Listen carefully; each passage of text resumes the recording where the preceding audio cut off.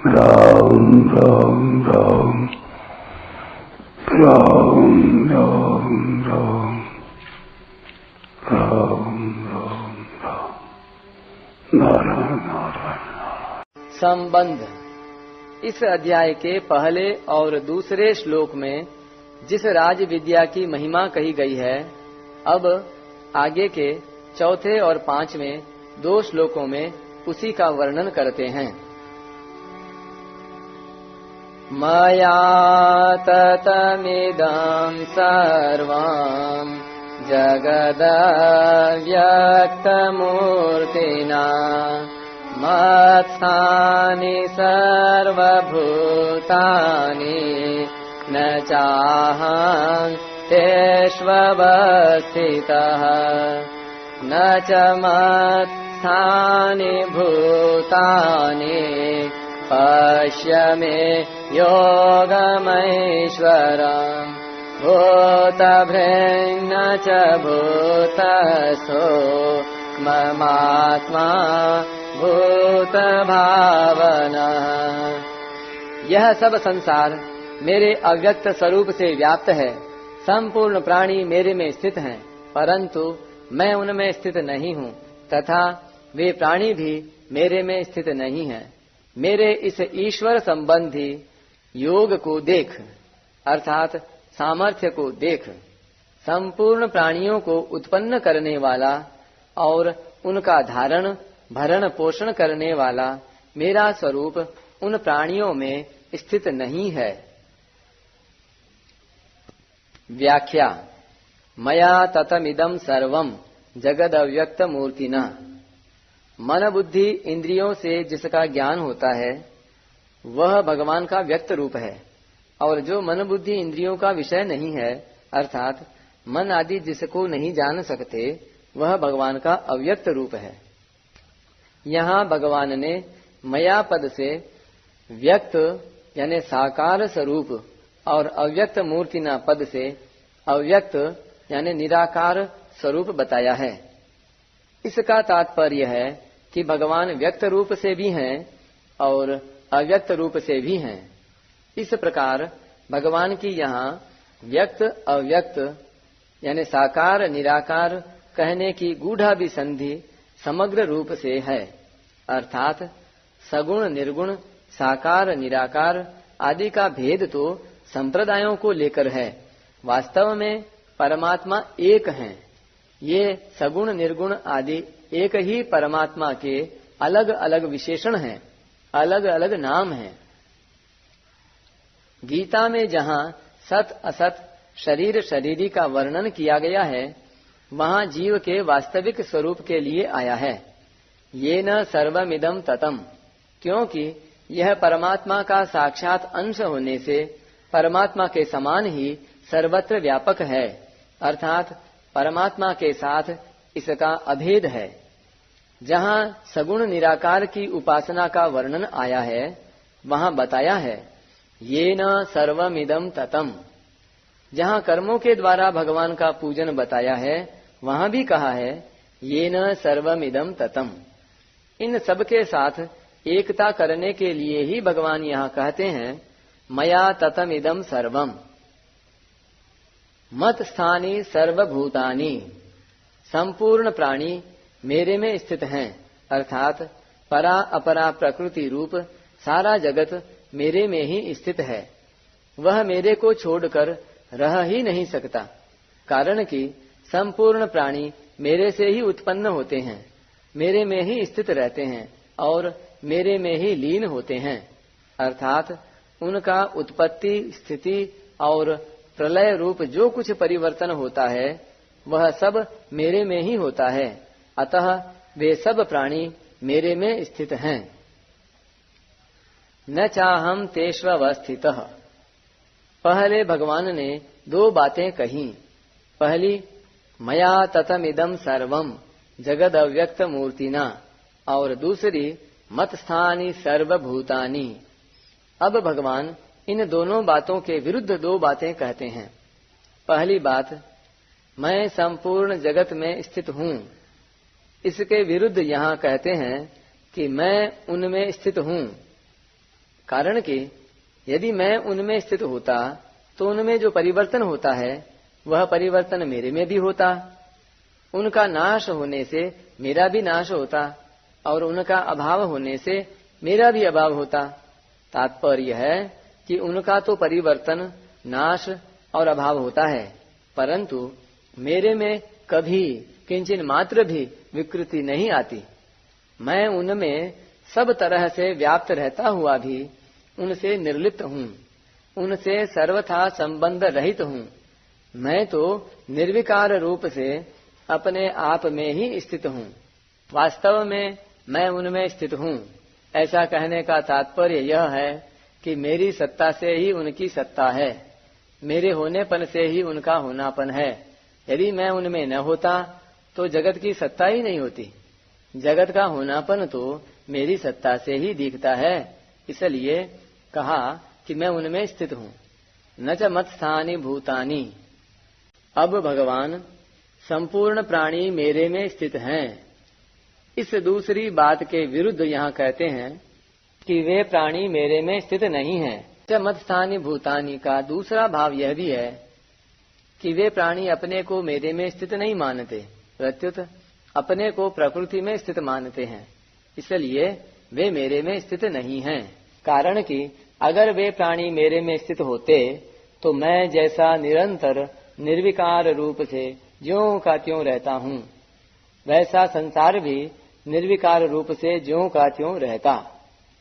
मेरा कभी उत्पत्ति विनाश नहीं होता तो संसार का भी उत्पत्ति विनाश नहीं होता।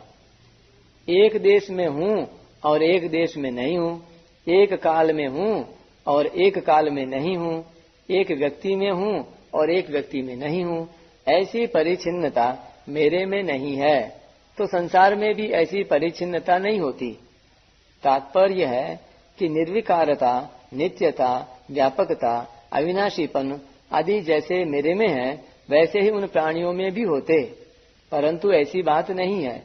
मेरी स्थिति निरंतर रहती है और उनकी स्थिति निरंतर नहीं रहती, तो इससे सिद्ध हुआ कि वे मेरे में स्थित नहीं हैं।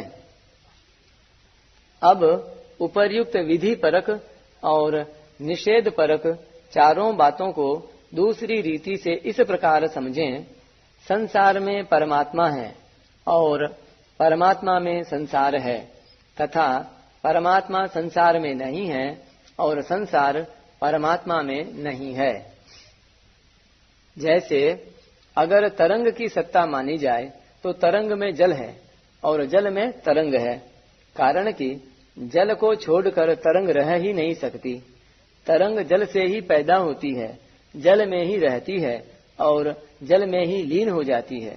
अतः तरंग का आधार, आश्रय केवल जल ही है। जल के बिना उसकी कोई स्वतंत्र सत्ता नहीं है, इसलिए तरंग में जल है और जल में तरंग है।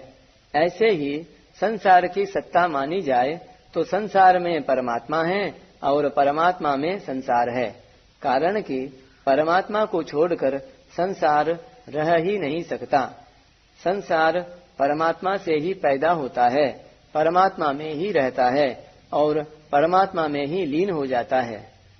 परमात्मा के सिवाय संसार की कोई स्वतंत्र सत्ता नहीं है, इसलिए संसार में परमात्मा है और परमात्मा में संसार है।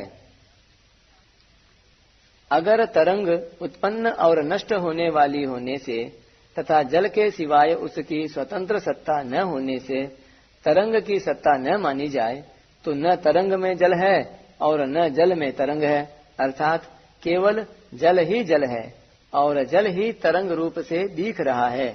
ऐसे ही संसार उत्पन्न और नष्ट होने वाला होने से तथा परमात्मा के सिवाय उसकी स्वतंत्र सत्ता न होने से संसार की सत्ता न मानी जाए तो न संसार में परमात्मा है और न परमात्मा में संसार है, अर्थात केवल परमात्मा ही परमात्मा है और परमात्मा ही संसार रूप से दिख रहे हैं। तात्पर्य यह हुआ कि जैसे तत्व से एक जल ही है, तरंग नहीं है, ऐसे ही तत्व से एक परमात्मा ही है, संसार नहीं है। वासुदेवः सर्वम्।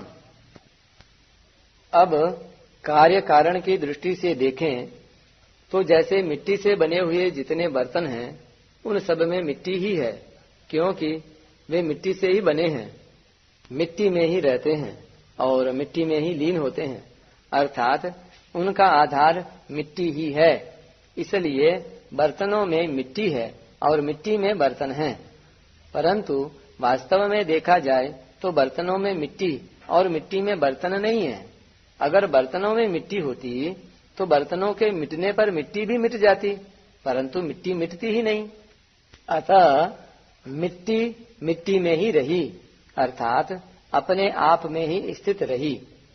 ऐसे ही अगर मिट्टी में बर्तन होते तो मिट्टी के रहने पर बर्तन हरदम रहते, परंतु बर्तन हरदम नहीं रहते, इसलिए मिट्टी में बर्तन नहीं है।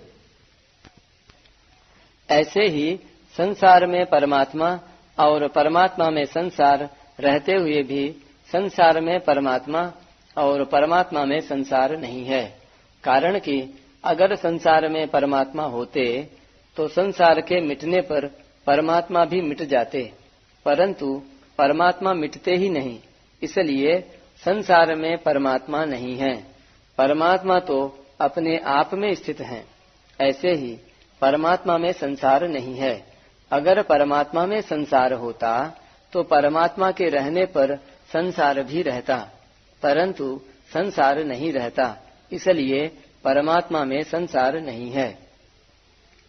जैसे किसी ने हरिद्वार को याद किया तो उसके मन में हरि की पैड़ी दिखने लग गई। बीच में घंटाघर बना हुआ है, उसके दोनों ओर गंगा जी बह रही है, सीढ़ियों पर लोग स्नान कर रहे हैं, जल में मछलियां उछल कूद मचा रही हैं। यह सब का सब हरिद्वार मन में है।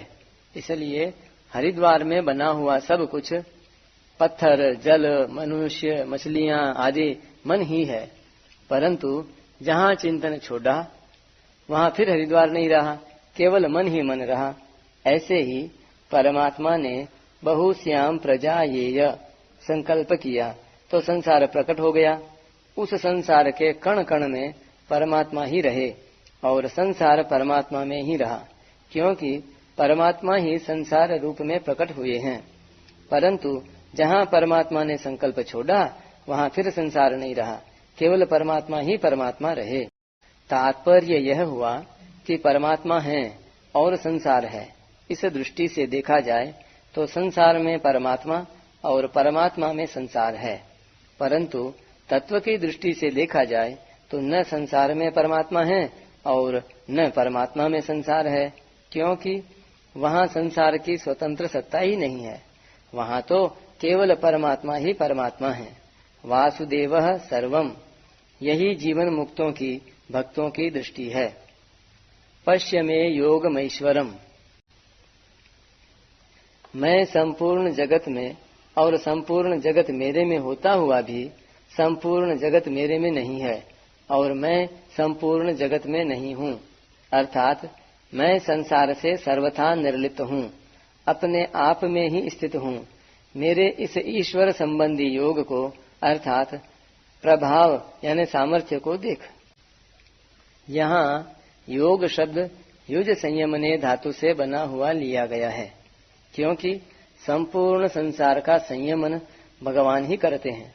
ऐसे तो यमराज भी प्राणियों के पाप पुण्यों के अनुसार उनका संयमन करते हैं, परंतु वे तो एक मृत्युलोक के प्राणियों का ही संयमन करते हैं, जबकि भगवान अनंत ब्रह्मांडों का तथा उनमें अलग अलग नियुक्त किए हुए यमराजों का भी संयमन करते हैं।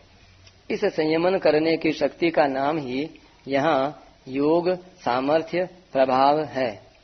यह योग सामर्थ्य प्रभाव पूर्ण रूप से केवल भगवान में ही होता है।